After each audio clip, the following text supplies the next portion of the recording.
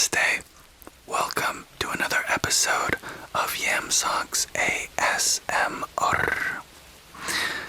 You are welcome here. You are valid in everything that you're feeling and going through at this time. Today we are reading chapter 5 of the Bhagavad Gita. This is a more than 5,000-year-old scripture or song. Bhagavad Gita means divine song. It contains many spiritual revelations that are practical and very easy to implement, although not without some challenges, of course. I would recommend listening to the other chapters first, or at the very least, the introduction at the start of this playlist. Before we read chapter 5, let us light some ceremonial incense.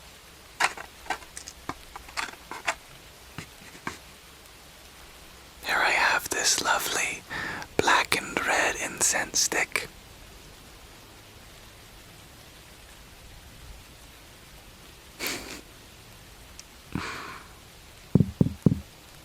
Sorry, not sure if that was loud.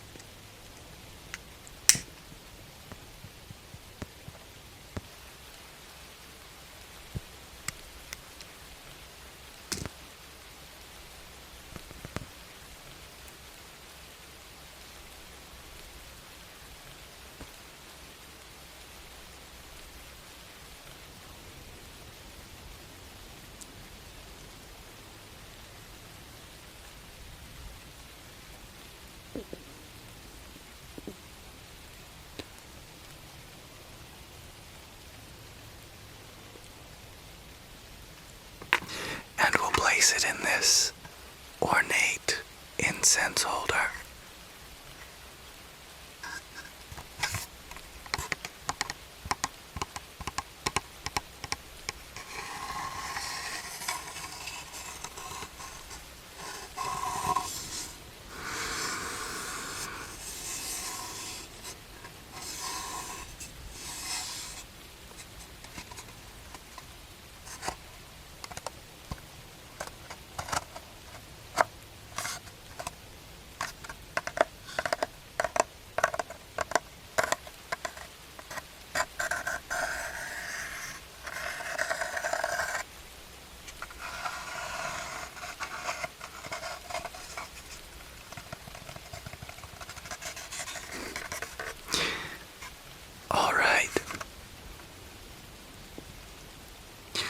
Let us begin reading from the 5th chapter.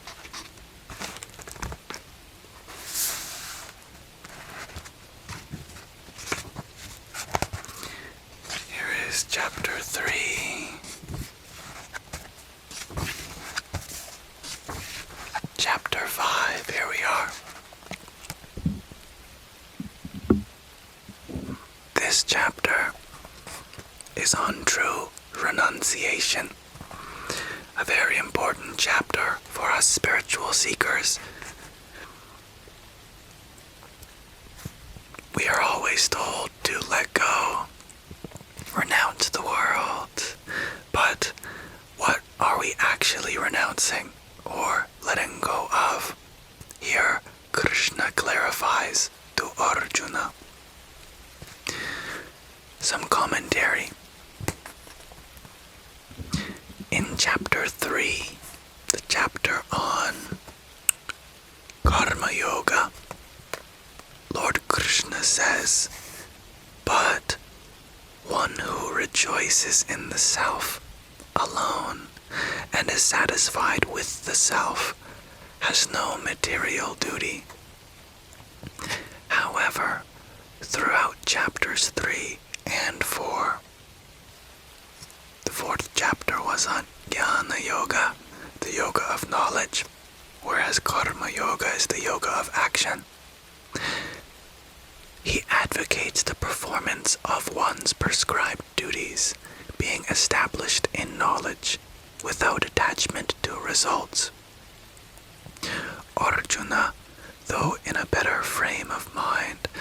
before, is unable to understand the different contexts in which the Lord has given the two seemingly opposing instructions.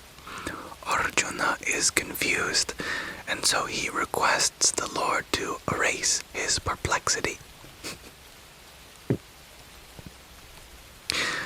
Arjuna asks, "O Krishna, you praise renunciation of actions, but also yoga of action, Karma Yoga. Please tell me conclusively that one which is better of these two." This is perhaps one of the most important questions that Arjuna asks Krishna. We might have the image in our mind of a spiritual renunciant leaving society, going to live in the woods or in the Himalayan caves, just meditating on the self, contemplating Vedic knowledge. Should we all strive for this, or can we be spiritual even while living in society, going to work, customer service? Lord Krishna responds to Arjuna, "Renunciation of action and Karma Yoga, the yoga of action, or performance of action without expectations, and devotion to the Supreme Lord, both lead to liberation. But of the two, Karma Yoga is superior to renunciation of action." There it is, folks.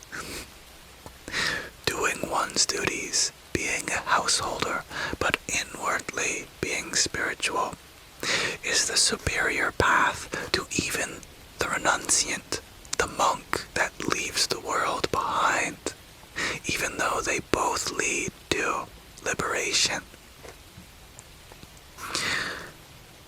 One who neither hates nor craves the rewards of their activities is known to be constantly renounced for being free from pairs of opposites.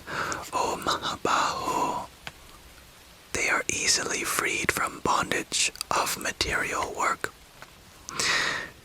Children, not actual children, a metaphor for the immature, the ignorant, not the wise, speak of Sankhya Yoga, the yoga of knowledge, also called Jnana Yoga, as being different from yoga of action, Karma Yoga. One who is fully established in even one of these two receives the rewards of both. So, true action is not different from true knowledge, even though some people might think that knowledge is where it's at. We must perform sacrifices of studying, and that knowledge alone brings liberation. And they see Karma Yoga as less than. But here, the yogi of yogis, Krishna himself, is telling us that they are one and inseparable.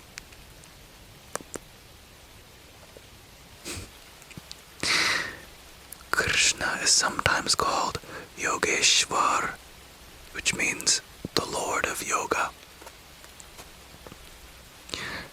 That state that is attained by the Sankhyans, those who practice yoga of knowledge, is also attained by the yogis of action. One who sees Sankhya and Karma as one sees the truth. But renunciation is hard to attain, O Mahabaho. Yoga of action. By the practice of yoga, a sage quickly attains the supreme. I'm not sure if I said that verse right, so let's do it one more time. But Renunciation is hard to attain, O Mahabaho, without yoga of action. By the practice of yoga, a sage quickly attains the supreme.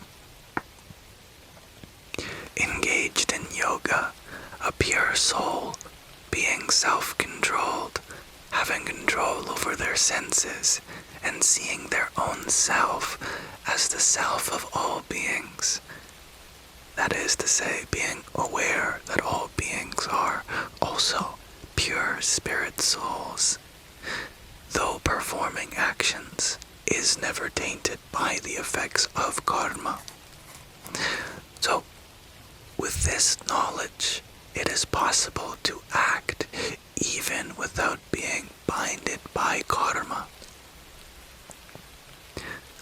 The knower of the truth, engaged in self-consciousness, thinks, I certainly do not do anything, even while seeing, hearing, touching, smelling, eating, moving, sleeping, breathing, speaking, releasing, receiving, opening, and closing the eyes, being well aware that only their material senses work amid the sense objects.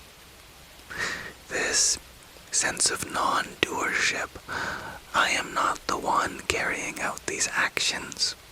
This leads into the idea that all good fortune that is done through me is done by God.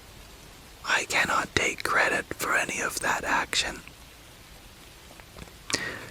Dedicating their actions unto the Brahman, the ultimate reality, or God. One who acts renouncing attachment to the results of their actions is not tainted by sin, just as the lotus leaf remains unaffected by water. It's lovely that a lotus flower starts in murky waters, grows from the mud, and through much of its life is stuck, being tossed around by the currents of the water. But by the time it emerges above the surface, its petals and leaves are hydrophobic. Water beads just roll off. A lovely metaphor. The yogis of action, renouncing attachment, perform actions with the body, mind, intellect, and senses only for the purification of the self. Thus engaged, renouncing the rewards of actions, being steadfast, one attains peace. Whereas one who is not thus engaged, ruled by the desire and attachment to rewards, becomes entangled in the effects of karma. We should be engaged with this world, but renounce the outcomes of our actions, being the same in victory or defeat, in favorable or unfavorable circumstances.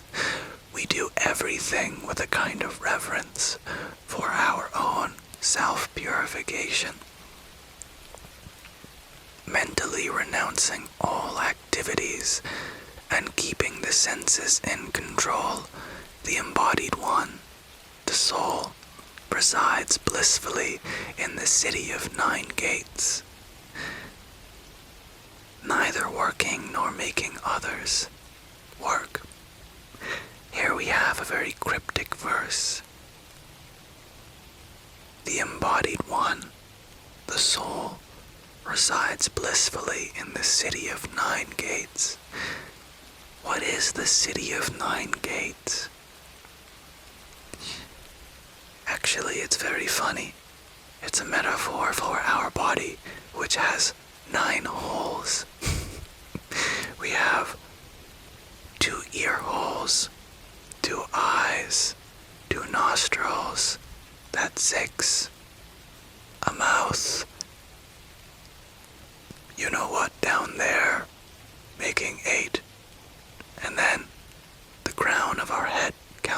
another one, making 9.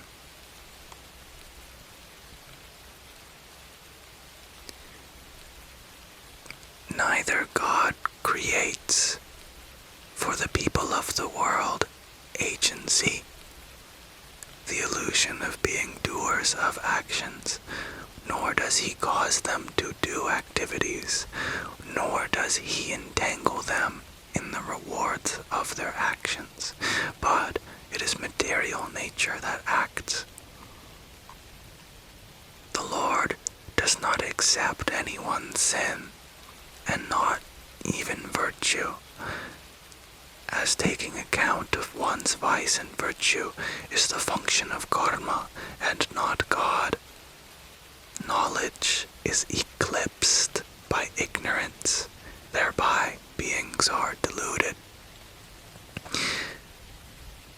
This is to say that actually this material world is autonomous. God has set it in motion, but if we get ourselves into trouble, that's our doing.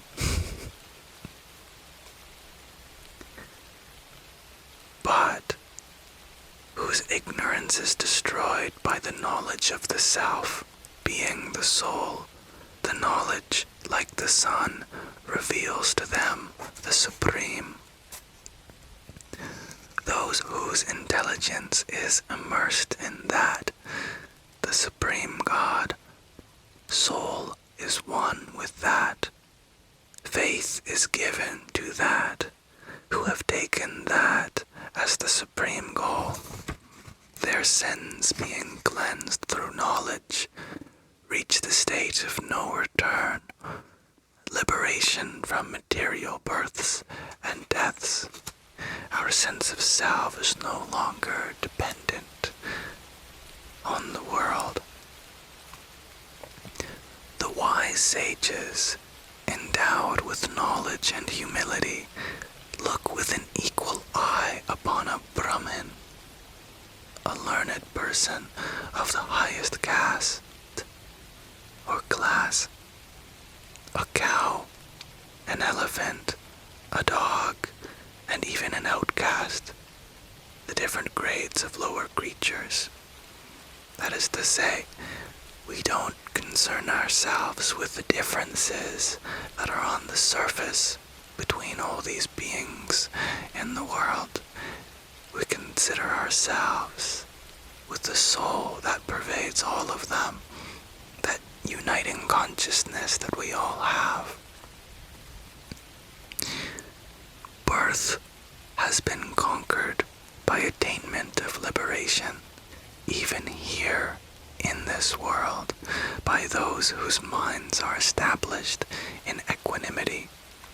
Brahman, the Supreme God, is flawless and balanced indeed. Therefore they, the wise, are established in the Brahman. Many people argue over whether it is possible to attain liberation while in the world, or if it has to come after death. Krishna is confirming that it is possible even while in the world by abiding in that Brahman, that ultimate reality that pervades everything, including the world. The knower of the Brahman, being ever situated in the Brahman, steady-minded and free from delusion, neither rejoices upon obtaining something pleasant, nor grieves upon obtaining something unpleasant. One whose mind is not attached to external objects of sense pleasure finds joy within the self, engaging the self, the mind, in meditation on the Brahman. They enjoy eternal bliss. The pleasure coming from contacts of material senses with material objects only causes misery, for they have a beginning and an end.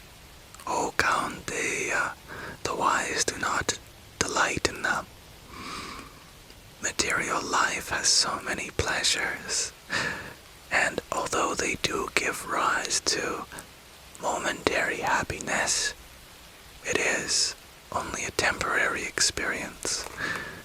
While the rise feels good, the fall feels bad, and so we get trapped in the cycle of pursuing these sensual pleasures. One who is able, while still here, before giving up the body, to withstand the impulses created out of desire and anger, is a yogi. One who endeavors to become one with God. They are a happy person. To be happy actually is something very counterintuitive, as described here. Giving up pleasure, one can cultivate happiness from within through the discipline of shunning the experiences of the senses. One who is happy within, who rejoices within, who is illuminated within, is established in perfect knowledge. That yogi, being absorbed in the Brahman, the Supreme God, attains oneness with the Brahman.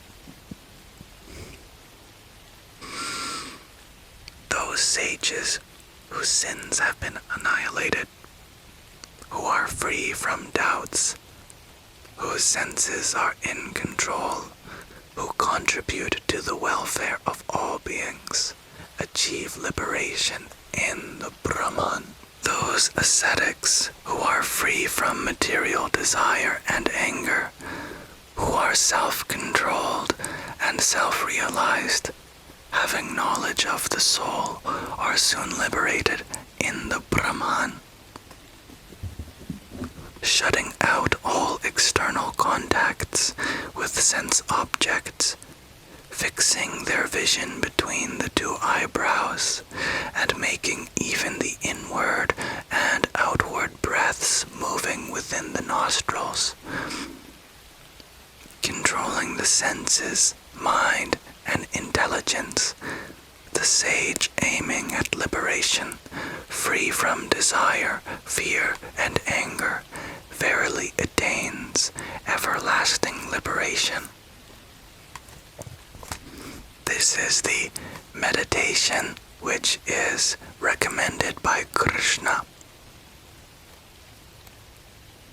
Meditating on the point between the two eyebrows, in other words, the third eye, and making even the inward and outward breaths moving within the nostrils.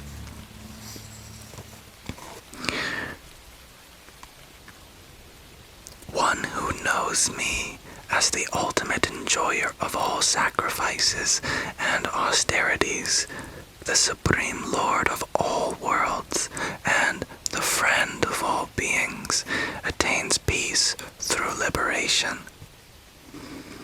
Lord Krishna recommends that we approach Karma Yoga and Jnana Yoga equally. This is the commentary. It is just as crucial to know oneself and the Supreme as it is to engage in pure action. Also, what is important for us to realize is that we must give up a few things as soon as possible.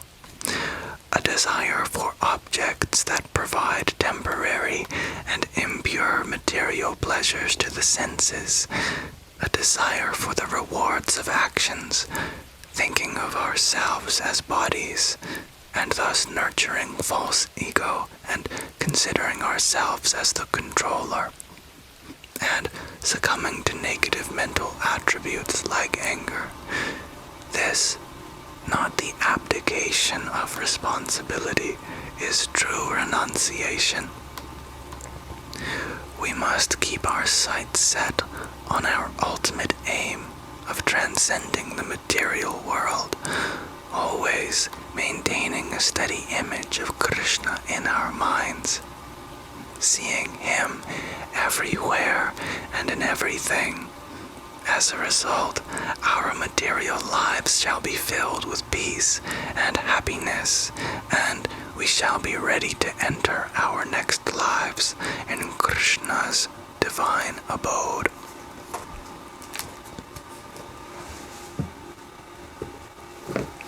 So, you heard it here first, folks. In this Bhagavad Gita, sung 5,000 years ago, true renunciation is not mere abstinence. It is an inner renunciation of the outcomes of our actions, of reaction to our emotions, and of the sensual pleasures. I hope to see you here next time, and let this be an offering to Sri Radha Krishna.